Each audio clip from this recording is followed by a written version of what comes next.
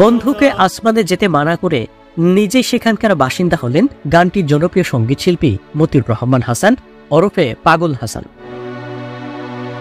সুনামগঞ্জের সুরমা সেতুতে বাস সিএনজির সংঘর্ষে তিনি নিহত হয়েছেন।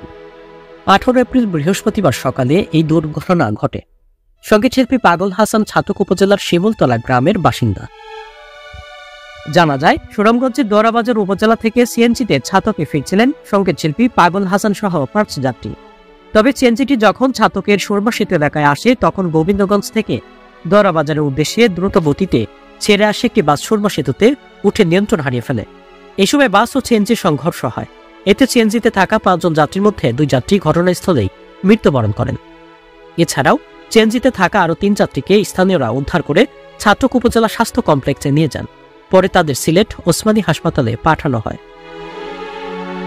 ছাতক থানার ভারপ্রাপ্ত কর্মকর্তা ওসি শাহ আলম বলেন, বাস সিএনজি সংঘর্ষে 2 জন নিহত হয়েছেন, এছাড়াও 3 জন গুরুতর আহতও হয়েছেন। মরদেহ ময়নাতদন্তের জন্য সুনামগঞ্জ সদর হাসপাতালে পাঠানো হয়েছে।